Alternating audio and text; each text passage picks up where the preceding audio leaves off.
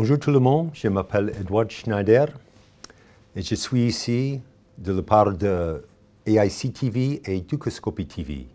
Et aujourd'hui, j'ai le grand plaisir de présenter Maxime Pietri, un grand chroniqueur culinaire ici à Genève. Bonjour Edouard, merci de m'inviter.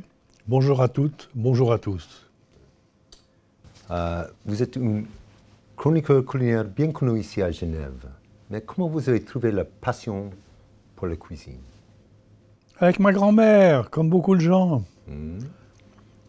Ma grand-mère m'attendait, j'ai une grand-mère savoyarde. Je suis corse, mais j'ai une grand-mère savoyarde. Figurez-vous que je passais mes vacances chez elle et qu'elle m'attendait pour faire certains plats qu'elle ne faisait que lorsque j'étais là. Pour elle d'ailleurs, aussi pour moi. Par exemple, la sauce béarnaise, c'est une sauce montée au beurre, où j'avais la tâche, le devoir de jeter les petits morceaux de beurre au commandement pendant qu'elle tournait la sauce. Voilà. Et puis, j'ai vu que vous avez apporté quelque chose pour nous aujourd'hui. Qu'est-ce que c'est? Ce sont des macarons à la noix de coco. C'est une recette qui m'était confiée par une amie libanaise. C'est très simple à faire. On monte les œufs en neige, les blancs en neige très ferme. On ajoute du sucre et de la noix de coco et un coup de four à 150 degrés et tout va bien. Et voilà. Oui, on a goûté, c'était pas mal. Et puis, ce matin, on a discuté d'une problématique ici à Genève avec des restaurants. Expliquez-nous avec un peu plus de détails la problématique du restaurant de Genève. Vous savez, le Rhône est un grand fleuve. Ouais. Ce grand fleuve, il y a beaucoup de restaurants. À Genève, il y en a énormément, peut-être plus que dans tous les autres endroits, Lyon y compris. Mais ils ne sont pas tous bons, malheureusement. Pourquoi? Parce qu'il y a certains cadres d'entreprise, une fois qu'ils se font virer, ils ramassent leur argent, ils se payent un restaurant, et ils font faillite. Ils sont nuls. Cela dit, il y a des bons restaurants à Genève quand même. Hein. Oui, mais c'est un problème il y a trop de restaurants à Genève ou il y a de trop mauvais restaurants à Genève? Il y a des restaurants sans intérêt. Sans intérêt, c'est quoi sans intérêt? Sans intérêt, c'est un truc où on vous sert la même chose, n'importe comment, n'importe quoi. C'est ça son intérêt.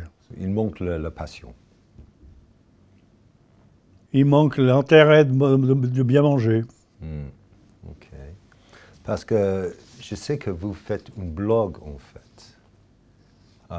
C'est un blog qui s'appelle www.maxime-pietri.ch.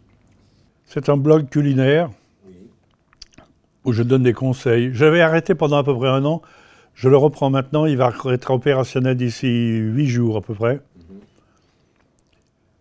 Et où je vais donner des adresses de restaurants que j'ai repérées moi-même.